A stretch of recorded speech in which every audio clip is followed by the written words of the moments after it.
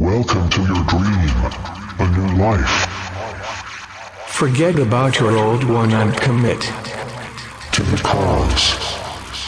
You will find all of your belongings in your heavily secured locker on the 133rd floor. Forget about your family. We are your family now. We will provide love and support towards your lifelong journey with the cause. The shock bracelet around your neck is merely a precaution. You should find yourself very comfortable here. You have everything you will ever need to sustain a happy life. Before your rest for the night, let's do some breathing exercises. Ooh, ah, ooh, ah, ooh. System malfunctioning. System malfunctioning. System malfunction. System malfunction. Help, help. System malfunctioning.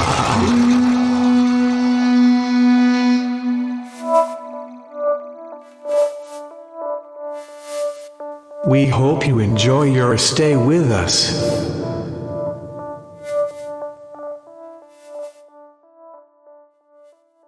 Today on the show we have funny man, Richard Rogers.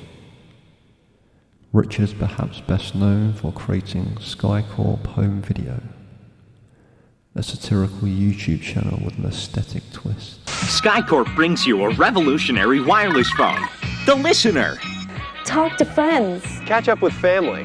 Handle business. All from anywhere, without the hassle of a cord. Completely free.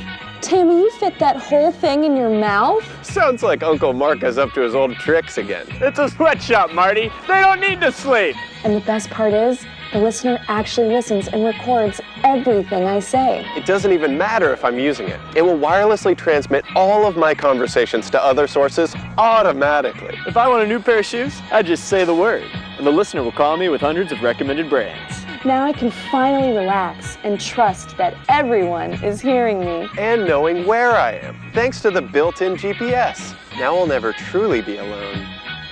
Imagine a world where everything you say is recorded and stored. That's the world of the listener. Join the listener family today.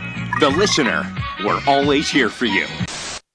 Being also an aspiring filmmaker, we talk about film school, the film industry, and comedy in films. I love comedy. If you do too, keep your earlobes open for a lovely treat.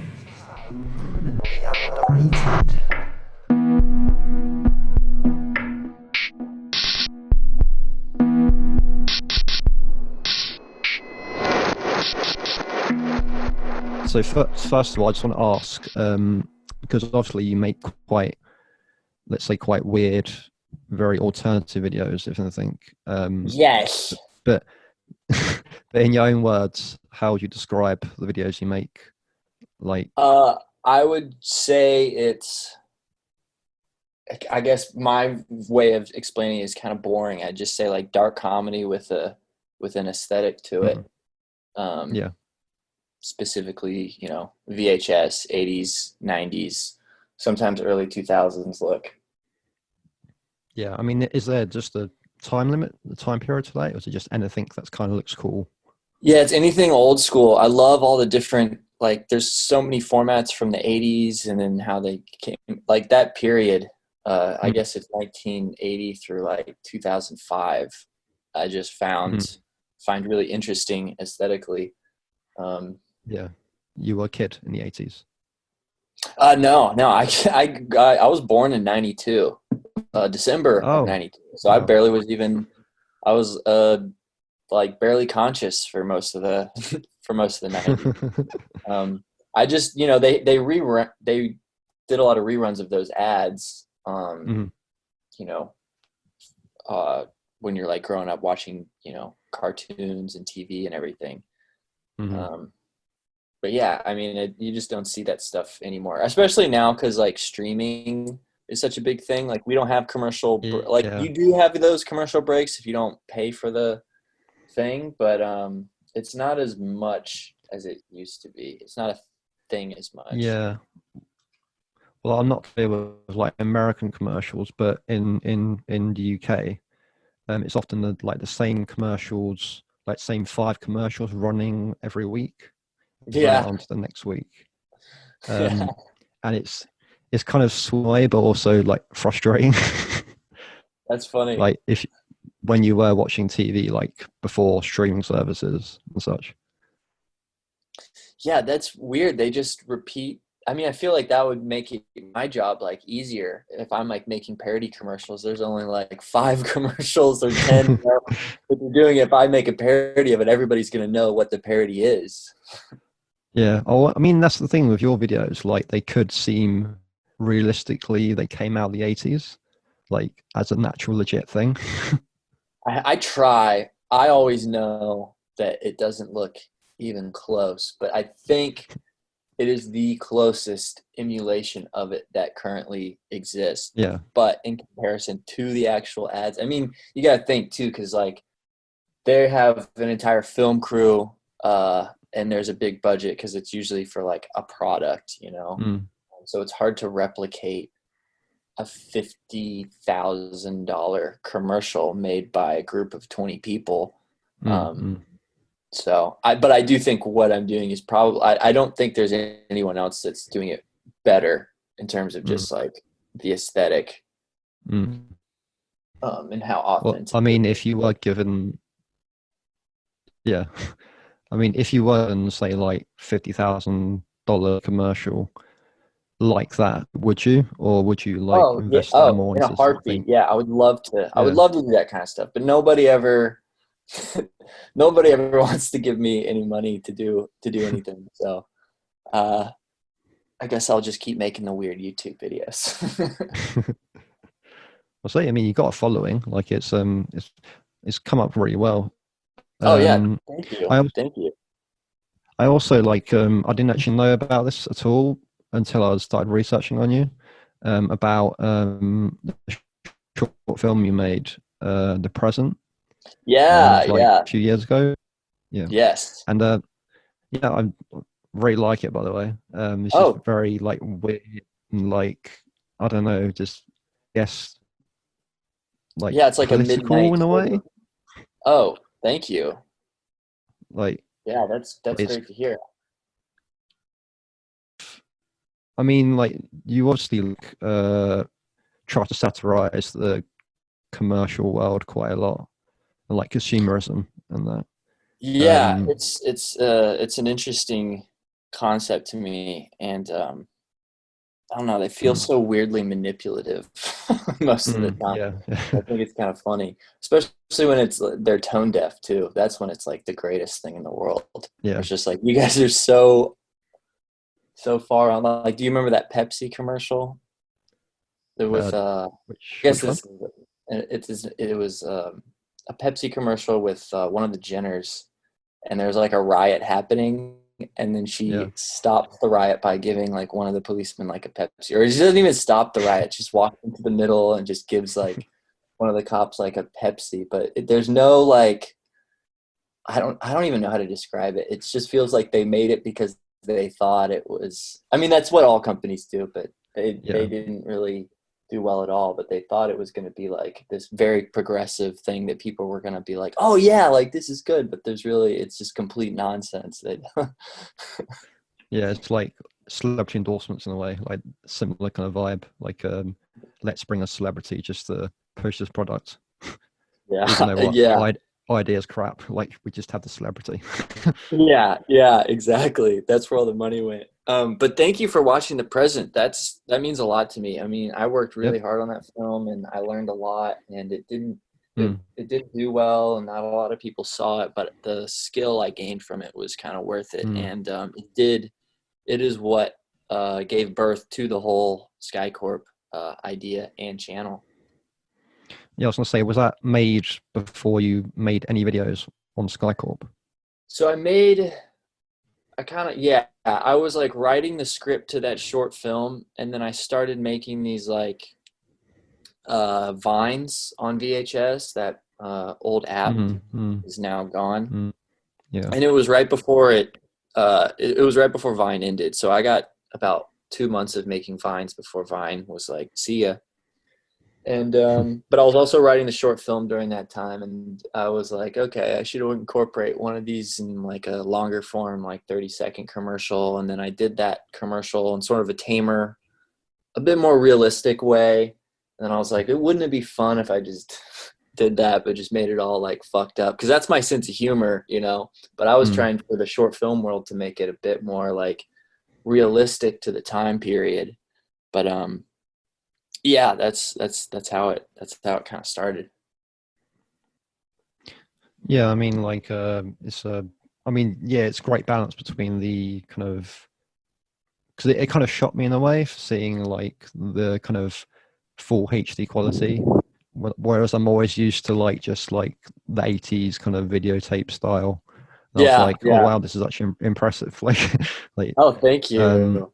Yeah, no, I can do stuff like that. That's the stuff I've been trying to do, but you just don't have money, and you need money for film equipment, for people to work on your film, and you know, it's hard to do stuff of that quality.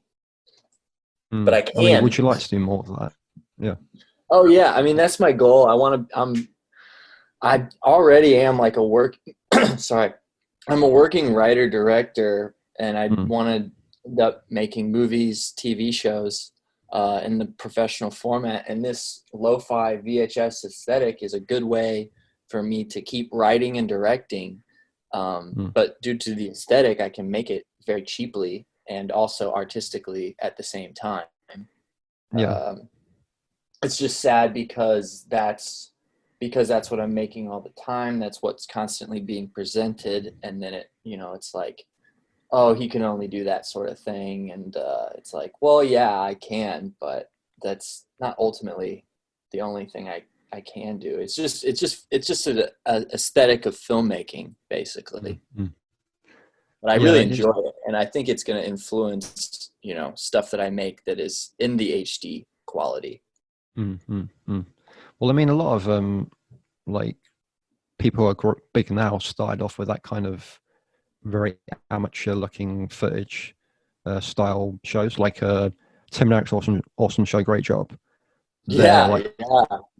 Their first season was like really like, it looked like it was made with like a shitty camcorder, which it probably was. Right, in like a basement. Yeah. And like, well, I was actually reading something about that, about how sometimes when he had an idea like on set, they just like record it in the hallway of the studio, just like improv. It's just like that on the spur kind of moment thing, which is great. Like I don't feel like people do that enough. Yeah, it's really hard to do. That's nuts. So that was kind of how they did their pilot. Yeah, or just I think first season, or how they kind of approached the whole show. I haven't actually watched a lot of the show, surprisingly. I think it's just certain sketches they did like on the spot, but a lot of it was written probably. That would make sense, because I feel like if you are like I'm a weird person, and if you're like, go, like just make up a sketch, it would come out like really like just really strange and just completely off the rails, because there's no script or anything. You don't know what's going on. Yeah, I mean it's difficult. Like, have you ever like done improv or anything like that before? No, no, I haven't. A lot of people have said I should, but you have to pay for classes out here, and I don't have the money for that. And I'm also already making like stuff all the time, and I'm just like, I'll just keep making stuff, and that'll be my class. I mean, yeah, it's a weird thing. Like I went to a class once, and it's just like people act like nuts, like because you basically taught to let go of yourself, just like act like a complete moron, just let go of any like self consciousness or any anxiety you have, just act like an animal pretty much. And people just go absolutely fucking crazy. Like yeah, especially if they're like people that aren't used to doing that sort of thing. That's why people, I think, would be like, oh yeah, you could do it, because I'm kind of already like used to acting just like nuts like that. So that sounds like it does sound like really fun, but it's always funny to see kind of a person who hasn't broken through their shell yet, and then they do that sort of thing, and you're like, wow, you're a madman. I love you. Yeah, I find a lot of people like do need to kind of like take more risks in terms of like there's a lot of things I've done which I haven't broken out of that yet. I've broken out of that shell. Like I haven't had enough balls to actually try it. Right. Yeah. I mean, well, I don't either, because I don't do it either. I mean, have you is sketch shows the only thing you've kind of attempted, and filmmaking? Have you ever like gone into like stand up or any other forms of comedy at all? I don't like those forms. I like watching them. I appreciate them. But for me personally, I am very focused on just being a film director, a writer and director. And I think I'm going to stick to that medium. And then until, there's a bit more success there, I can consider like branching out. But I really love that so much that I just would love to just like focus on that. Yeah, I mean, yeah, that's good. So it's like try and perfect basically what you're doing. Yeah, I'm really into like, I want to like master the skill and like the art and everything, and be one of those people that have just, you can watch some of their movies. It doesn't matter how much like notoriety they have. It's more just like, oh, they've definitely gotten to this insane level of skill with just this thing, whether it's music or, filmmaking, acting, whatever. But there's like that sort of level of skill that I'm trying to get to. And it's a journey. It's a journey. Yeah. Yeah. I mean, would you say you're very ambitious? You really push yourself to achieve a goal? Yeah. I mean, dude, I'll like with these videos, man, I'll, stay editing them each video takes like 10 to 30 hours to like make. Yeah. So it's hard to put one out like once a week, especially with like other jobs and stuff. But I really want to just be able to focus on what I love to do and get paid doing what I love to do. Yeah, it's I mean, it's a risk to kind of like drop everything and just like focus on like Skycorp or. Yeah, it's a big risk, but it always seems to work out in the end. I mean, no one's tried to murder me yet, so. Have you ever received any kind of like hate mail, or because your videos are quite like extreme, let's say? Yeah, some people say some stuff, but it's usually from more of like, it's pretty easy to combat or wash away. It doesn't affect me as much negatively because it's pretty clear that they just don't like, if you literally look up the definition of satire, then you'd be like, oh, like that's what he's doing. But these people that are having these strong negative reactions, if they probably don't know like what that definition is. If I were to just be like, here's what I'm doing, look up the word satire and read it, they would be like, oh my God, okay, I get it. But I don't really like argue as much with those kind of people, but I have gotten those kind of things like, do you really believe like what you guys are doing is bad? Like, I can't believe you really believe this stuff. It's people that think we actually like I made a video game PSA saying like video games cause violence. And so some people are like, oh, they actually think that. And it's like, no, we're making fun of the people who think that way in the most extreme. It's just exaggerating that viewpoint to highlight the absurdity of that way of thinking. It's like a lot to explain too. So it's like, I don't know. Well, I mean, satire is my favorite form of comedy, just because it's so, it can be done so like cleverly. Like it can be like, mine too. Yeah. Like if you look at Borat. Like that's like an incredibly well done film. Oh my God. Have you seen? I need to see that You've again, seen it, actually. right? Oh yeah, of course. But you just remind me like I should watch that again because it's been a couple years. It's so it's almost like a double-edged sword in a way. Like people can read it in one way and people can read it another way, but the one way which people read it is the way which it was intended to. Yeah. Like it's so. I think he's a genius. Like there's a great bit as well with Sacha Baron Cohen where he received a award like the Charlie Chaplin Award or something like that, and he got up on stage, and there was one of the actresses from one of the Chaplin's films, who handed him the award and a cane which Charlie Chaplin had on the film sets. Okay. And Sacha Baron Cohen leant on the cane and just like fell on the old woman, like just squashed her. But it was a publicity stunt, obviously. Yeah. Because it would be pretty insane if that was legit. But yeah, he actually hurt like an old lady. it's bloody hilarious.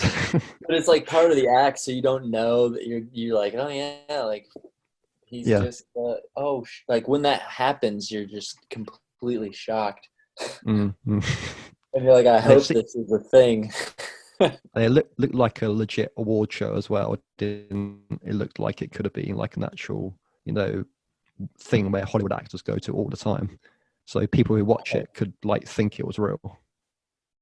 Yeah, that dude is a mastermind. I haven't seen his newest thing that he's done, but I need to check that out. What, the TV show or? It was like something about America, and he's like pretending to be like this insane like I don't know, gun-toting American. Yeah, no, it's very good. I do like that show. It's very similar to Borat in terms he's like just satirizing American culture. I love that kind of stuff because it is absurd. I was talking about satire actually. I mean, so there's been a lot of like, especially like in the past few months, about a lot of shows being cancelled, a lot of talk about what shouldn't be funny. I mean, do you feel like satires will still be around, or is it kind of gradually falling down its cliff? I think there's always going to be what is the term? And antithesis to things. It's always going to be around. You can't stop it. People are always going to exaggerate the hypocrisies, the absurdities of just life in general, and there's nothing anyone can do about it, and they can try to suppress it as much as they want to, but unless we turn into like just like some kind of like Nazi run state, then and even then it would still find a way. I mean, I don't think I think people people that don't understand it try to make it go away, but it's I don't really think that's possible. So, and I just love doing it, and I know there's people that, I don't know, if you really love something and you have that passion for it, I don't think there's really anything that can really stop it, and that's sort of the beauty of it. Yeah, I mean, as well, you have like a fan base as well. Like, but I think for certain people who are doing very weird stuff and like aren't getting any attention at all, it can be quite easy for them to like give up. Yeah, man, I would like to talk about this because it's really frustrating and it's hard. It's yeah, that's sort of the criminally underrated thing, I guess. I mean, there was a couple actually at the beginning of this year. I was like, it wasn't that I was gonna give up on like Skycorp. I was still gonna, like, I'm writing like a whole series and everything, but I thought like if I wasn't getting anything, I was putting a lot of work into it, And at the time I had like 50,000 subscribers, but it was like growing at like a snail's pace to a point where I was like, I don't know if I'm going to get to a point where I make any like money off this ever. So I might just make a couple videos and then just focus on doing work and writing like some professional level stuff. But then as soon as I started to think that way, I made this video. It's like the premarital sex video, and that just blew up and doubled my subscriber count. And it's like it gave me a bit more hope, and I started to work on it like more. But every time I get to that place where I'm like, I get tired because I'm putting so much work in, and I'm putting my own money in, and I'm getting to a point where I'm starting to get a little like return back where I'm like, okay, this is working. But it's hard when you're making a lot of stuff that you're proud of, and then the views aren't there, or just the following doesn't grow. And I'm friends with a lot of other like really talented like YouTubers. But you know, to watch your friends just like get more views and all that kind of stuff, and you know, get more momentum and traction while I feel like I'm working just as hard, it's difficult, and it does take a toll on you. But at the end of the day, it's like I love making this stuff, so I don't think I could really stop if I tried. Like I can think about giving up, but I don't think I actually would be able to. It's like kind of an addiction at this point.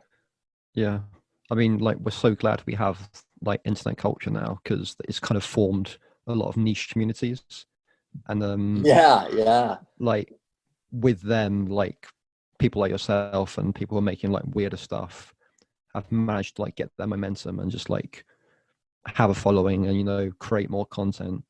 It's just it's a really good time to be creative now. Like, yeah, I agree. It's like a weird creative. It's like a weirdo renaissance.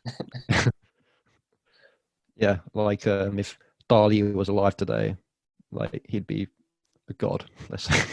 Oh yeah, oh absolutely. I can't imagine like what people thought of that dude, because that's like, you know, I mean, that kind of stuff is a bit like it's not normalized, but it's like you could watch that stuff nowadays and be like, okay, yeah, like I've seen weird shit like that before. But like back then, people were probably like, dude, you are an alien. Like, what is this shit? Yeah. I mean, there's a lot of people who are kind of like very ahead of their time. Like, are you a fan of Monty Python? Yeah. Of course. Like, Monty Python, the Flying Circus. That shows, like, even the animation that was made in the late 60s, like, it's incredibly weird, incredibly surreal. Like, I haven't seen like, any of that stuff.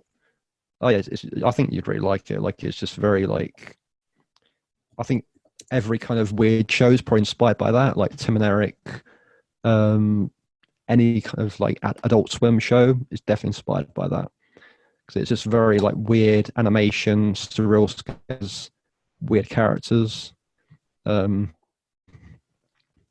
much weirder than the Monty Python films. And wow, it's just the like the flying circus. Yeah, it's just a TV show like they made. Freaking trip. And yeah, but the thing is, I'm not sure what that was received like when it first came out, because they made a few series, so it must have been somewhat popular. Yeah, it must have had some. I mean, I think it just might have had like a really loyal niche following. Because I'm looking at it now, it said it has 4 seasons. I mean, it wouldn't go past 1 if it didn't have something for it. Yeah. That gives me hope. That's really nice. Yeah, very weird show. Thanks for the recommendation.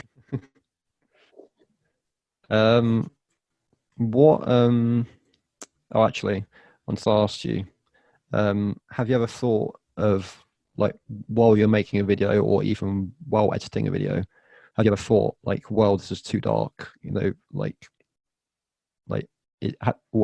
in other words, is there like a limit in your eyes? Yeah. Oh yeah, that's happened. That's actually happened a lot. That's a really good question. Yeah, there's a lot of ideas that come out.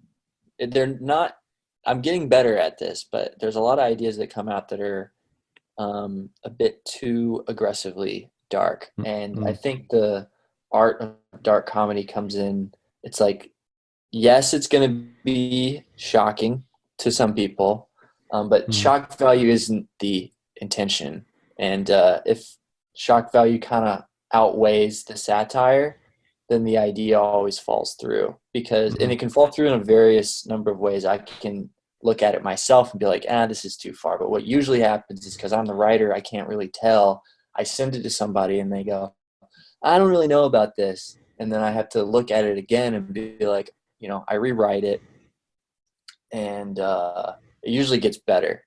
Like, ideas get better and it gets less dark, but it's still fucked up, but it's just not as like relying on shock value to get attention, I guess. Yeah, so it happens for some time. Yeah. It's definitely a thing when you do write something and you kind of think to yourself, this is funny, then you send it to someone else and they're like, I don't get it, or you must get that quite a bit. Yeah. I did this one, actually, my latest video, it's an instructional video on how to make home movies. It starts off as like a realistic,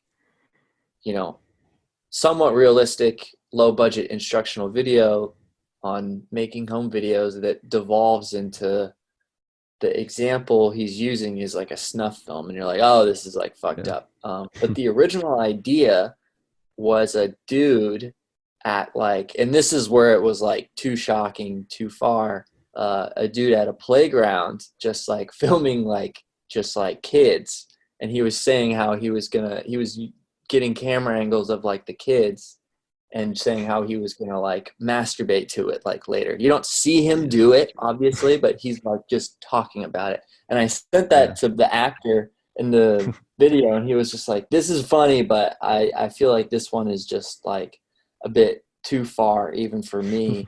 And that's when I was like, okay, like I probably just need to like rework the idea. And I actually reworked it into the idea that was made, and I was a lot happier with it. It's still dark, it's still messed up, but I think it's just stronger overall. But yeah, like most of the stuff I write, man, people kind of trust me at this point. Unless there's anything that really sticks out that they're like, oh, that's horrible and gonna make me look, the FBI is gonna knock on my door if I do this video. Yeah, I guess you just have to think to yourself, I guess, like, is there a point to what is being said, rather than like just something absurd being said? Yeah, and I flip between the two. I mean, sometimes it's nice to just do something wild and absurd, and I can kind of get away with that now because what I'm doing is like they're in the commercial format. So if it's totally absurd, because I did that with like a pill commercial, the Mind Melter, and it was just totally random and nonsensical. But the satire was kind of like, pill commercials are hard to understand when they start going off on those side effects. Like there's some of these you can watch where they're 2 minutes, they're just talking about side effects using that medical terminology, and it sounds like complete nonsense. So there's ways to kind of make that work in your favor based on the format that I'm doing. But yeah, that's the difficult part, is it's like you can make it silly and strange, but it's better if you can figure out that point, and it doesn't always come through, sadly. Yeah, I mean, are there many sketches which you've had to like throw in the bin, but you really wanted to make? Yeah, I have a whole Google Doc, man, of stuff that I'm just like, I mean, there's so much, just so much you can do. It's pretty overwhelming. It's always difficult to be like, well, which one do I feel like making next? And it's usually the ones that are the easiest to make. But not always. Sometimes I get like, I'm going to make something high production value. We're going Steven Spielberg with this, with my Sony Best Buy camera. Yeah, so look, you film it on digitally, then you play it through VHS tape. Is that right? Yes. So what I do is it's filmed digital on a camcorder because camcorders have that zoom functionality, so I can get the similar, that similar style. And then I edit it, and then I take the edit, burn it to a DVD, and then I take that DVD from the DVD player and connect it to my VHS player and record it onto tape from the DVD. And then I have it's called like a capture card, and you connect the VHS to the capture card and import it back into the computer. So it's like it's a process, but it's definitely worth it. Yeah, it's a strange way. Like I always thought that you guys just did it off of VHS camera. We started. I still have those cameras. It's just that the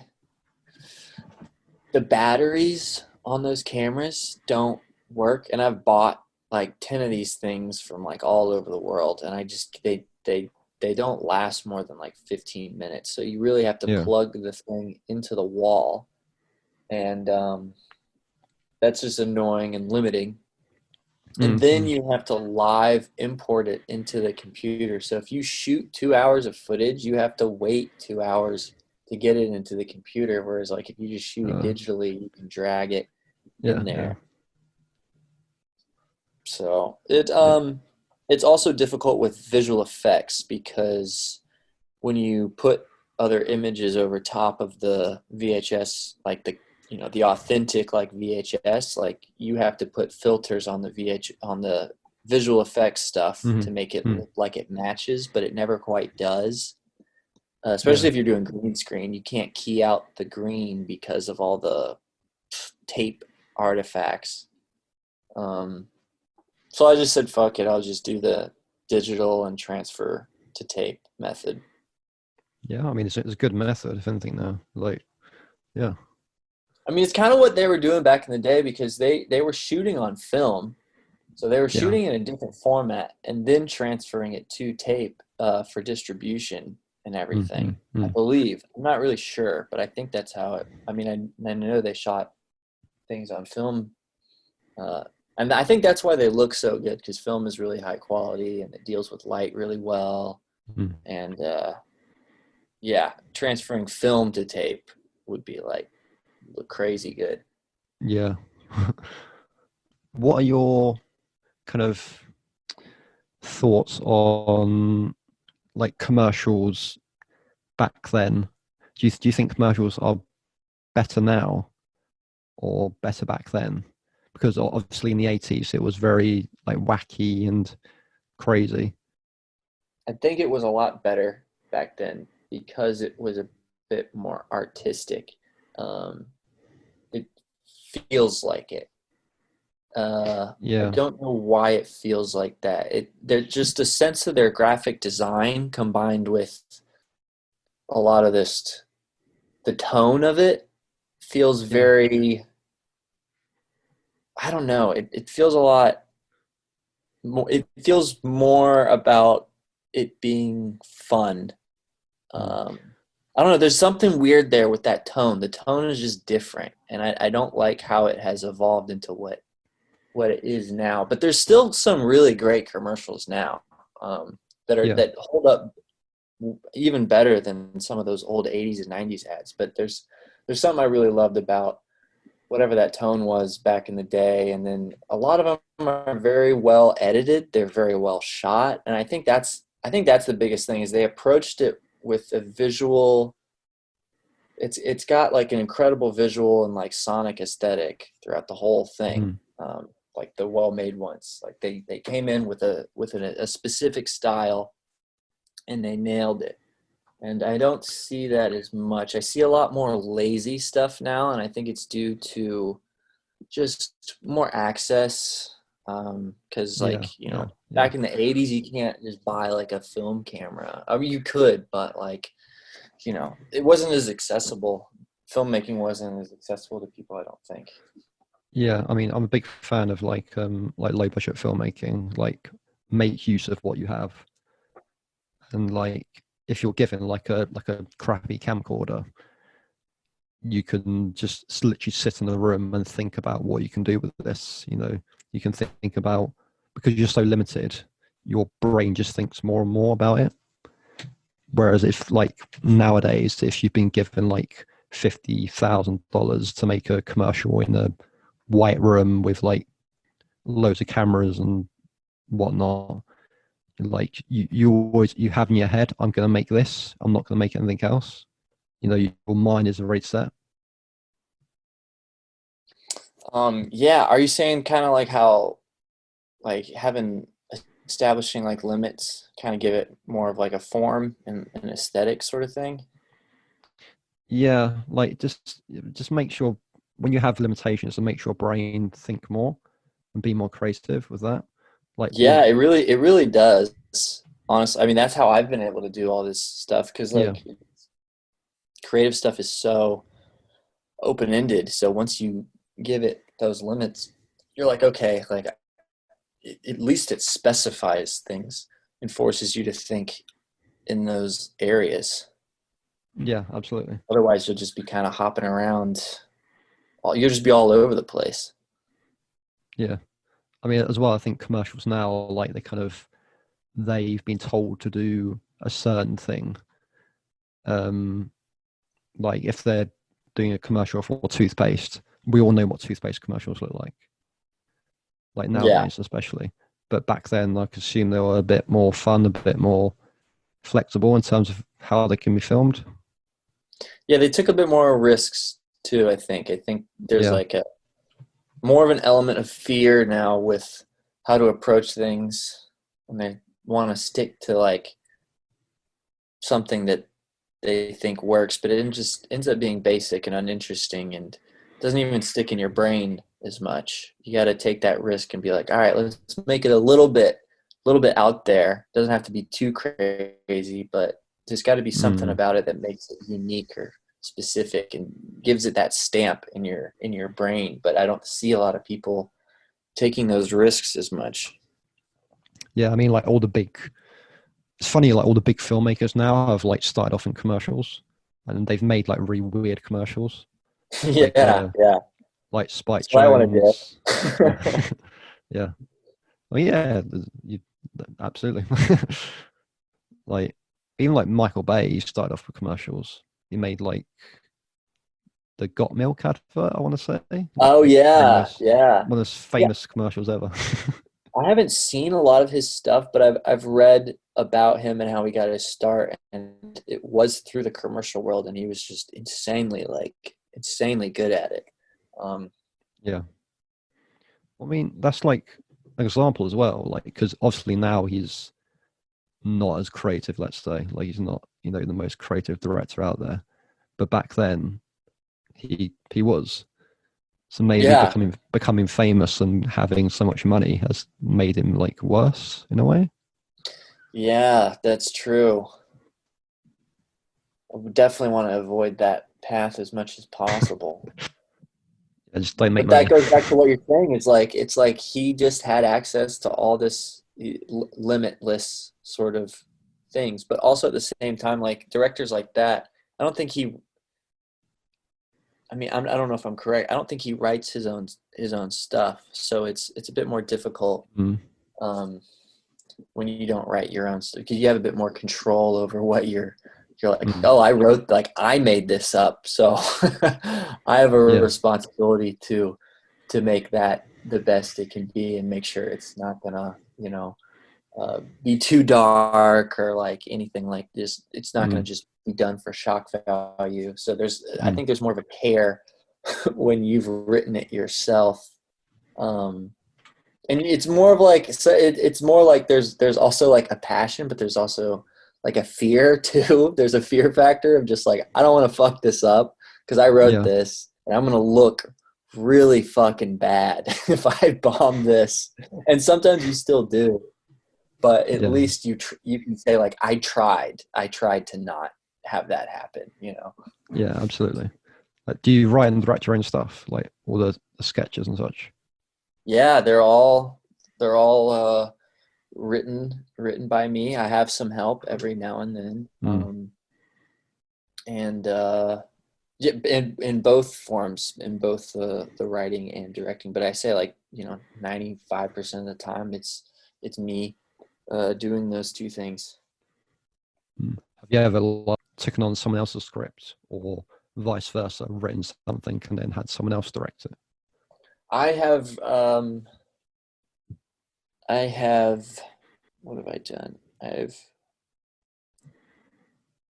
not to that extent, but I've dabbled in it because I've been doing a lot of more commercial, or just like social media ads, and so they usually come up with the concepts. Sometimes I do, sometimes they do, and I do have to physically write it, but it feels like I'm being directed overall, if that makes any sense. Like, I'm being directed as I write the script, and when I direct, they just kind of let me make sure that I get everything, but once I do the edit, they kind of direct the edit and everything. So the companies are kind of or the marketing directors are kind of the overseers, just kind of making sure I stay within boundaries. So that's what usually happens, but I don't think I've ever written anything that I haven't directed, or directed anything that I haven't written, just completely from someone else. I don't think I've ever done that. I mean, well, you were talking about freelance work, like companies who approach you. Yeah, and that in that way, they yeah. I mean, they'll send me some ideas. How do you find it? Kind of because obviously you're known for making satire commercials. How do you find it in making legit commercials? Is that a weird experience? It is. It's just pretty much just the big difference is because it's like a company and there's money involved, so there's more of a communication aspect with a group of people throughout the whole process, which can be helpful, extremely helpful, but also sometimes annoying at times, because it's like a game of telephone, and then communication to this person. I'm not talking to the boss of the company, I'm talking to the marketing people, and they have to talk to the boss, and then sometimes the boss guy has to talk to the brand, and there's this weird telephone game that kind of happens where it's just things get lost, because I'm the one who has to work on it. So if the brand is saying something, then they got to tell boss man, who tells marketing director to tell me, and that's I guess the biggest difficulty there. Was that the question? I forgot the question. Yeah, no, I mean, yeah, actually, it was mainly about kind of if you find it weird directing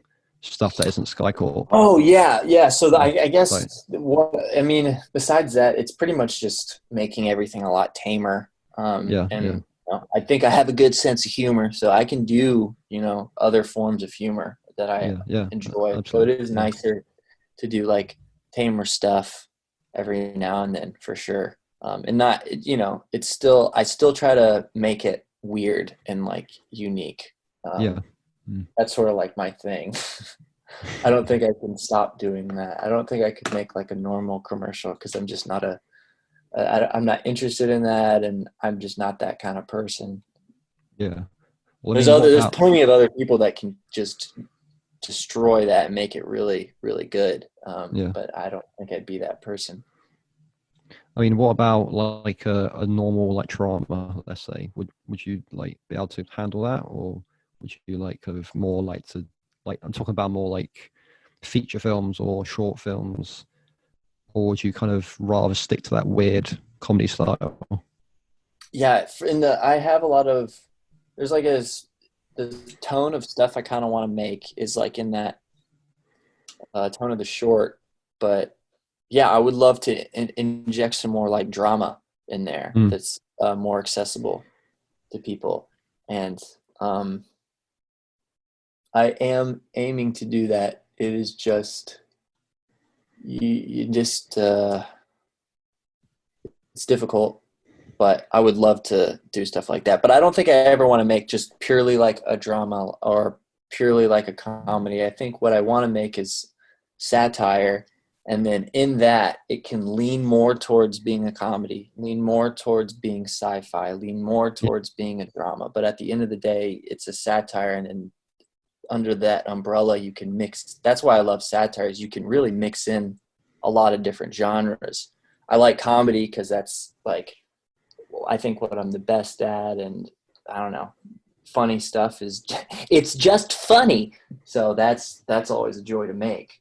But yeah, like yeah, I mean, I'm a big believer of like every comedy should add some kind of drama in it. yeah, Like, me too. I love that. like it means like, have you seen the Big Lebowski? Yes, I love that I movie. mean, yeah, it's great, and like it's mainly like a very, very comedic film. Like it's full of jokes. It's a very fun film, let's say. But there's one scene in there which just makes you like tear up. Like I mean, I'll just say the spoiler because it's a film. People are going to watch it. Yeah, I'm trying to think which scene this is. The bit where Donnie dies. Oh my God, And yeah. they're spreading his ashes on the cliff top. And it still manages to be funny. yeah, it's an incredible scene because it's a funny joke. What happens? Like throwing the ashes, and then the ashes get on the guy's face in the back. But it's also very sad because like it's the friend, and they have like an emotional hug. It's a really well directed scene. Yeah, it really is. I remember that scene. It's just another one of like Walter's fuck ups, and it's at that point too where he's fucked up so many times, and then it's like he throws the ashes out, gets him back on his like face, and it's all disgusting. But they're still in it together because they that was their friend. So yeah, it's a very interesting scene, and that what you said right there is definitely like stuff I'm interested in doing. I love scenes like that, and one of my favorite comedies is Risky Business. I don't know if you've seen that. It's like Tom Cruise's. It's Tom Cruise in his like big first movie role, but he's a high school kid, and his parents leave town, and he gets a call girl and has sex with her, and she steals one of his parents' like pieces of. They have this like big. It's kind of like this jewelry egg thing, this glass egg that's worth a lot of money, and she just steals it. And the movie it's a comedy, but it's about this guy kind of maturing and learning how to like take risks in life, and I don't know, just journeying into manhood a little bit more, because at the beginning he's very timid, it's kind of a pussy, but then by the end he kind of turns into this guy who he's still kind of like that, but it's like you see this growth in him and everything. And I don't know, it just sticks with me because it's like, yeah, it's really funny, but it has this really good message to it, and that's really what I'm interested in trying to do. There's a lot of like coming of age like comedies which are similar to that. Like they have like this like very dramatic kind of vibe to it. Yeah. Like Ferris Bueller's Day Off. That's coming of age. Classic. Story. It's got some like really nice touching moments in it. Yeah, I think with comedy nowadays, that's the problem. We're not seeing that as much. They're not doing that anymore. I don't know. They do it, but it's just not, it's very rare. I don't know why. And also they approach comedies now with, like, if you watch those older comedies like Ferris Bueller and all that, they're shot really, really well. Well, nowadays they just decide, they're like, well, it's a comedy, people come to laugh, so we don't need to make it look good or anything. And it's like, you should still make it look good. It's still art, I don't get why comedy just went in that sort of direction. I guess it's just easier to do without trying to do those things and still make money. I find it really distracting with like a lot of comedies now. They over like the characters a lot, and it looks so unrealistic. Like it's like Yeah. people Yeah. like this is a story about normal people who in a high school, and they have like insanely good makeup and beautiful hair. It's like this isn't realistic. Yeah. No, what is this fantasy? Yeah. Like yeah, like all the best comedies like are just like dark comedies, or like just very like satirical comedies from my eyes. Like there's a really great comedy called Putney Swope. You know who that Putney is? Swope. I've heard of that. It's I've never seen it though. It's quite similar in terms of like what you do. Like it satirizes the advertising world. Like it's a story about an advertising company, and the president dies, and they have to hire a new president, and they all like vote on who's going to be the new president. And it's basically like 10 white guys and one black guy. Okay. And they all vote for the black guy because they thought no one would vote for him. and the black guy gets in, so he's a new president. And then he ends up just like firing all the white people and hiring black people instead. And it just becomes this huge like, because it was set in the time of like the Black Panther Revolution. It was just like an advertising company full of members from the Black Panther group. And it's just it's hilarious. Like it's the most insane comedy. This is and it's done by Robert Downey Sr. Yeah. That's crazy. I gotta see this. This sounds incredible. Like he's a very underrated filmmaker. I'll say that. Like he's like very unknown. Like even though his son is like the most famous actor in Hollywood, but him as a filmmaker is incredible. I need to check out more of his stuff. He has a movie called Just America. I might have to watch this. So I've only seen that film of his, but there's a lot on my watch list of his. Yeah, I bet. You just started this. This is kind of a recent thing, this podcast. Yeah. This will be the 3rd episode. Nice, dude. It's incredible. What compelled you to start a criminally underrated podcast? Do you find yourself just, I mean, I guess if you found my stuff, so maybe you just like that kind of stuff. I mean, like it's part like stuff which I really enjoy, like people I really admire, and part like stuff which I feel like is very underrated and should be like more people should know about it. I think mainly it's people I admire, if anything. Like, oh, thank you. But yeah, I mean, that means a lot. There's a lot of people on my. There's a lot of people on like document which I'm trying to contact. Yeah, reaching out to, seeing who you can get, dude. But the thing is, like, people who I really want to get on, a lot of people don't have good like online presence, so it's hard. Right. Yeah. Like there's this comedian which I really want to get on, Jay London. He's just like my most funniest stand-ups ever, in my eyes. But like nobody knows about him. Like I think he kicks around New York, just like locally and stuff. But like he does these incredible one-liner jokes. Just oh my god, I'm looking it up right now. These are fucking hilarious. Like they're so simple jokes, but it's also the way he like performs them as well. It's just like it's character work, if anything. Like he almost plays like a comedian who's failing, but he's not failing because he's so funny. Yeah. But I mean, if I can get him on the podcast, that'll be my dream. Oh, that would be great, man. I'll contact him for you. I don't know this guy at all.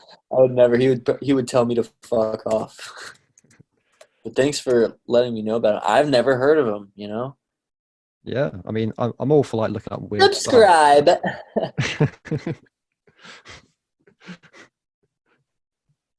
How do you deal with your like fan base? Do you get like a lot of people like contacting you?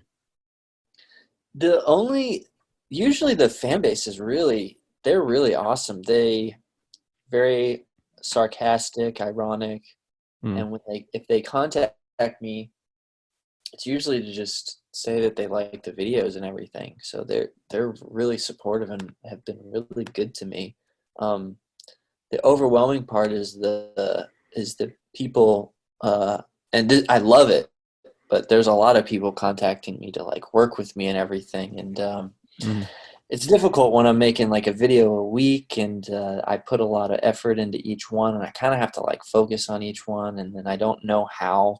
I just kind of like write videos and then I cast them after I've written them. So it's hard to write it for somebody. And that's where it gets a little overwhelming, is just there's so many amazing people that I want to work with, but there's a lot there. Well, is there anyone in the comedy world you really want to work with? Like, I really want to work with Connor. Anybody. This is another underrated guy. Connor O'Malley, 100% out of anyone on earth would love to work with this guy. His comedy is out of this world. And he is just like, I just think he's the funniest motherfucker on the planet Earth. He just acts like, he just has all these videos of him just acting like an insane person. Yeah. Like he has like a video called Lake Talk Show where he is in the river in a suit, or he's in a lake in a suit trying to do a talk show. You got to look this guy up, Connor O'Malley. I mean, like that idea sounds amazing already. You would love this guy's stuff. Here's the title of one video: "Smoking 500 cigarettes for 5G," and it's him walking on a highway with like, just he's sucking in like 30 cigarettes at a time, just yelling at his camera. Just in public. Yeah, he's very satirical, very, very, very, very funny. And that's the number one guy I would love to work with. Yeah, like I just love like, especially like is it shot kind of very like amateur like and like very like documentary. Yeah, I love stuff like that. Like just like it seemed like it's just a guy who's hired his friend to film it. Yeah, no, it's exactly what it is. Yeah, I'll have to make note of him and look him up. I think he does he's like a legitimate comedian and writer from what I know from the IMDb page or Wikipedia page, something. He's written on Late Night with Seth Meyers, Joe Pera Talks with You. So that's what he does mainly, and I think he just does these weird YouTube videos like on the side. But I wish he would have his like own show or something. Yeah, I'd say that, like there's a lot of people already. I mean, it's mainly musicians more than I think, but there's a lot of comedians. Like who have I'm trying to think of his name. It's drawn a blank. Don't worry, it'll come to me eventually. But yeah, there's a lot of people. I mean, yeah, it's more like I want to like just. I really want to talk to people about what they haven't talked about before as well. Yeah, I never talk about this stuff ever, so I was excited to do it because I never say any of this stuff ever. Yeah, I mean that was my main like thought about like talking to you as well. I wanted to find out where your like brain comes from, like where you get your ideas from, and like just from talking, I can see that you're obviously are inspired by a lot of weird comedy. Yeah. Oh yeah. That's pretty much everything. I don't like I like stuff that feels unique and specific, and those usually take the very most peculiar forms. I just thought the guy's name, well, not the guy's name, but the show he does. Have you seen the show called Nirvana the Band, the show? Yes, dude. I love that show. That show is so underrated. You got to get those are guys on the list. I mean, God, yeah, no. Matt Johnson, right? Matt Johnson, that's his name. God, fucking genius, man. No, he's His stuff is so good. Incredible. Not even that show itself, but like, I don't know if you've seen the films he's made, The Dirties, Project Avalanche. Oh, I haven't. I've wanted to see that because school shooting. That just topic alone is very interesting, and I want to see how it deals with that. I mean, definitely as well. Like it's like what we talked about before about like being a full-blown comedy, but having this dramatic element to it. Like that's a perfect example of that. Oh, I need to watch that. Yeah, I might watch that tonight, actually. I've been meaning to see that forever, and I just forgot about it. And you just popped it back in my head. Yeah, it's one of my favorite films. Maybe it's just and it's low budget as well, like incredibly low budget, because it's meant to be filmed as if their friend is filming them, so it's just like a mockumentary. I love mockumentary format. It's so great. Yeah, I mean, like it's a perfect comedy style as well because it's so realistic. It makes it more funnier. Yeah, they're really good at that. And I'm always impressed at how they blend the realism with I don't know, whatever absurd storyline, because they're in character, but usually other people that they interact with aren't, they're not actors. They're just real people that might be aware that they're on camera. I mean, there's a lot of things I want to talk to him about as well, because have you seen the whole of the show? The what? Nirvana the Band show. Have you seen all the episodes? Oh, yeah. I've seen. I think I've seen every single one of them. Yeah, there's the bit where they're in the bank, like, and they hear like gunshots, and they're like, "Oh fuck, is this an actual bank robbery?" The thing is, like, a lot of people think that was real, like think that was a legit thing. Like, they happen to be filming, and a bank robbers walked in, and it's so well done. Like, it's like I don't think it's real, because like that'd be insane if it was real. Yeah. Right? Oh yeah. Everything about it feels real, but because it's so insane, it can't be. But it's so well executed. Like, it's just like, even like the bank robbers acting, it sounds very legit. Like, it sounds like an actual documentary. It really does. I mean, it sounds, it's insane. That's my favorite episode too. So, and I love, because they, like, that one, they get real dark in that one too, and that's what I just love about it. And it really shows how delusional the two guys are. I mean, like, in the most extreme sense. Like, they are beyond psychological help. They're totally delusional. They're gonna be like that for the rest of their lives. I mean, that's a great example of like handling dark comedy as well, because it's obviously dark like that because they're both a couple of idiots. Like, there's a reason why they're doing this, because they just so obsessed with playing like a show at this like shitty restaurant. Yeah, it's just this shitty restaurant down the street. Like, it's like probably has a room full of like that maybe like 30 people can fit in. But that's what makes the show so great, because it's based on one concept. Like, the concept is, we're going to try and find a way to get a gig at this restaurant, and you can think of ideas from that. But that's what makes the show so clever. Yeah, it's very simple simple. It's very simple. Yeah, I think my first thing that I'm like writing is kind of I'm doing something that's like a I don't know if do you know about Scientology at all? Yeah, I'm vaguely familiar with it. It's like this strange religion Yeah. thing. Right. It's all insane. It's pretty much like a scam, and it's just very manipulative and everything. But I'm writing a series that's kind of set in that sort of world where like Skycorp's like a corporate cult, and they have their own channel for their cult members, and all this media is very like manipulative and everything. But there's like a lot of like, you know, documentary styled like aspects to it. But it's just like taking that kind of lo-fi documentary approach, because it's just feasible to make, you know.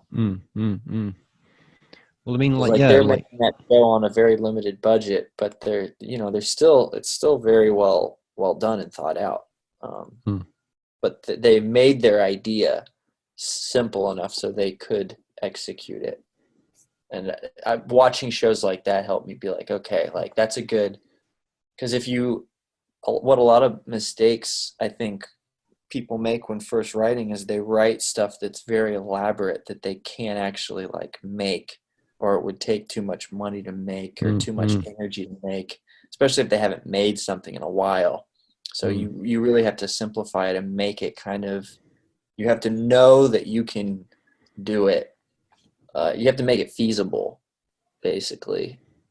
And then it becomes more real instead of a fantasy that you're just like, oh, I just wrote this thing and it's crazy and it's cool, but it's like you can't ever make it because it's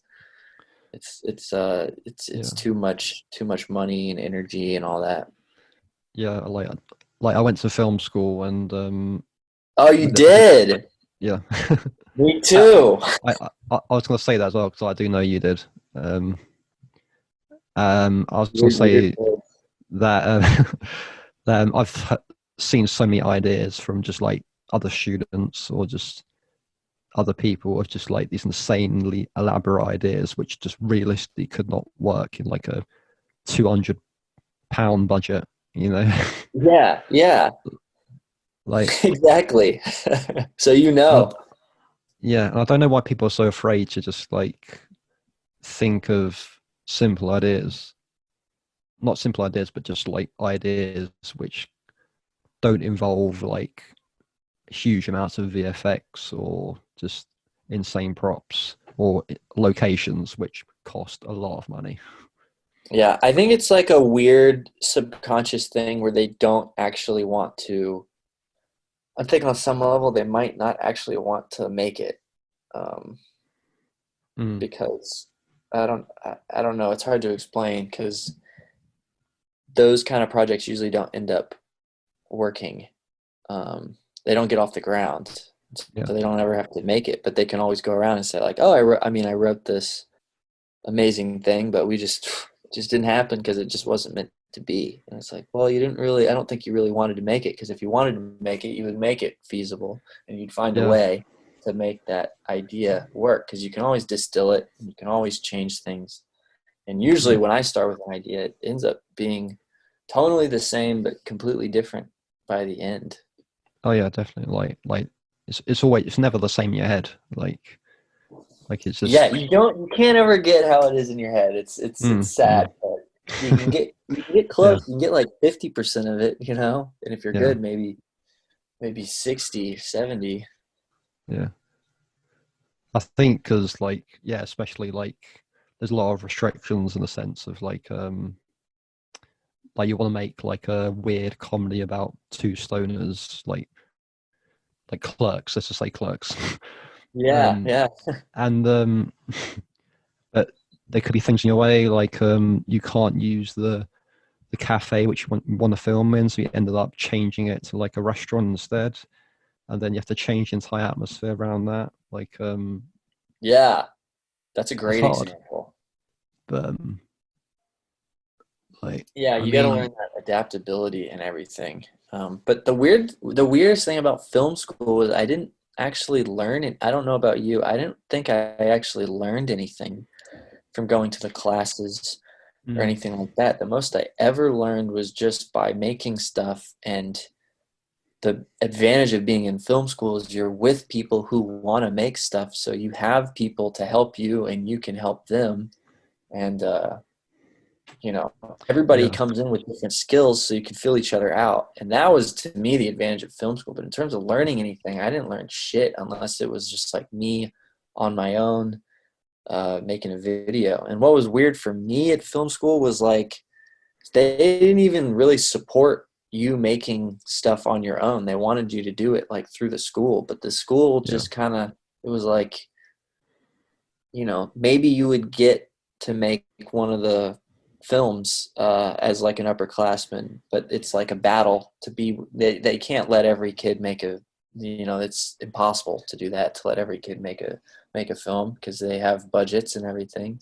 And it's like, I'm not just going to wait for that one big moment. I'm just going to keep making stuff. And they were very discouraging about it, which was so weird and ironic because it's like, you're supposed to be supporting this. This is what this school is about.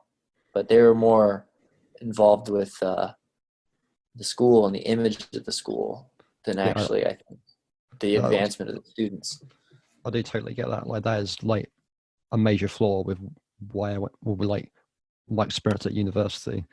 Like, just it was a creative film school I went to. Like, it was one of the most like apparently like liberal film schools in the country, and they were just so, they kept changing people's ideas and kept telling people what to do, what not to do, and it was just like, this isn't filmmaking, you know, like surely, like, if someone has an idea in their head and they want to pursue that idea, then they should go for it, rather than like someone telling them what they should do and what they shouldn't do, with that sense. And it's weird too when it's coming from somebody older that's had a lot of experience, and you know, typically these faculty members have spent time in the industry and they like teaching, and they you know, kind of want to finish out the rest of their career just teaching. And you know, it's hard to listen to those. They're just giving you suggestions, but at the same time, it doesn't feel like suggestions. I mean, it's quite a sad thing as well. Like, I don't want to like badmouth any of my tutors because they were lovely, but yeah, a lot of mine were lovely too. But like, it's like the way you end up in that job is kind of, you haven't gotten as far as you want to in your career. You know what I mean? It's like we'd like to be taught by like the big dogs like Francis Ford Coppola or, you know, Spielberg. Let's say. Yeah, but they're not teachers. They're not going to teach you film school, are they? Like, no. So they send like people who will, but don't have enough experience. Well, they have experience, but they don't have the. It's like what's the term? The coach doesn't play. That's what there are coaches who have played, you know. But there's plenty of good coaches who don't really play. Yeah, I guess that's how I look at it. And I don't want, and I know what you're saying. I don't want to feel like I'm bad mouthing that entire fucking job, because it is a nice job, and we do need people like that. But what you say is completely true. Yeah, it's like, I mean, there was a guy, I went, when I was in college before I went to film school, there was a guy who made it in an industry like really far. Then he like started to struggle a lot. Oh wow! And he came back to teach at that college. It was just like a media course, and throughout the entire time, you could see how like miserable he was. Just like how he didn't want to be there at all. And it's like, is that? And when I was there, I was thinking, like, is that what it's like to be in the industry? Like, it just sucks the soul out of you. You end up like going back to college and teaching a bunch of students who don't want to be there. Yeah, even more soul sucking. Yeah, I've never really. I can see how that could happen because a lot of the things in the industry, when you get things with like money and everything, they kind of just use you as a workhorse to get things done, which is why I kind of like that's inevitably gonna happen to some extent. But if you are really good at writing and directing and have a good vision, then those people are more willing to trust you, especially when they hire you knowing what you can do. They're hiring for your specific style. So I think it's good to make things that are specific, that showcase like this is my style, this is what I can do, and if you hire me you get something similar to this. But it can be soul sucking just because sometimes the people with the money and they're running the show, I think they don't always have the best ideas, and sometimes you like almost have to listen to those ideas. Like if you make a music video for like an artist and they're like, well, I don't like this, and and they're like, well, I don't like this, but I have this other idea that you have to do, and you know that idea is not good and it doesn't fit, but you're kind of like, Yeah. I don't know. There's just weird discussions like that happen. It's hard for me to say because I guess I would never consider myself in the industry. I'm kind of like, in the underground. I'm in the sewers, slothing around, foaming at the mouth, scratching on the walls. Yeah, I mean, like, was the thing like you have to like basically be an arsehole to get successful. Like, it's a sad thing, but I'm working on that actually. I'm the weird thing is you can't like try to be an asshole. I think what it is like just being a bit more like brutally honest, because if I have a lot of like, there's like a lot of honest thoughts that you have. They're like, I can't say that because that's so mean, but the asshole, quote asshole, will say those things, and I think people end up respecting them more because they're being honest and they're not afraid to just say it, even if it's like totally kind of misguided. But there is something about honesty, I think, that really helps people, rallies people almost, because a lot of people, including myself, are afraid to be brutally honest at points. Yeah. I mean, it's hard. Like, I mean, but do you like when people are brutally honest towards your work? Like, would you prefer someone be completely honest rather than be like, oh, that was nice? Like, yeah, no, I always prefer that, and it makes it. I try to encourage that, and I think what sucks is like some people don't want to hurt feelings, and that I'll send scripts out or send ideas out and you don't get anything in response, and it's like you're not telling me how you feel because you're worried that I know you don't like it, or there's something about it you don't like, and you're afraid to tell me just because you're just being a little bitch about it. And now I have to like take your silence and try to use my intuition and figure out what is wrong with it, which makes my job so much difficult. Like if you could at least give me something, like you don't have to say like, this sucks. You can say like, I don't think this part works, which is probably true. And I would agree with you, because I don't think like the stuff I write, it comes out and I'm just like, oh, it's genius. Like, it's perfect. I'm the greatest artist that ever lived. Like, I don't think that. It's just like, I'm trying to make the idea as good as possible. And we're both servants to the idea and trying to service that. And, if you're not going to help me do it, then it's just, you're just making my job more difficult. And all you have to do is be honest about it. And if you don't like something, fucking say it. But so many people don't. They just don't. It's so annoying. Yeah, and the thing is, I think most artists, like, they're more self-conscious than have an ego, if anything. Like, they're... Yeah. Oh, yeah. Like, they think they're worse than being like, oh, I'm the greatest artist in the world. And they need that kind of, that feedback to live on. Or they're just going to churn out crap. Like... just to make sure they're, they get that positive energy. Make sure they're going down the right path. Okay. I mean, like, this has been a great chat. Yeah, it has. It's flown by too. Oh, actually, I have a final question for you. I mean, you've mentioned a couple of people who are underrated in your books. Anyone else that you kind of want to plug, or kind of you feel like they should be appreciated more? Let me think. Connor O'Malley's number one. Check out his YouTube channel. Sir Spence is another, and that's not Sir S-I-R. It is C-E-R space Spence. And he does a lot of great characters, and we've worked together on stuff. And then Ryan the Leader is also another one.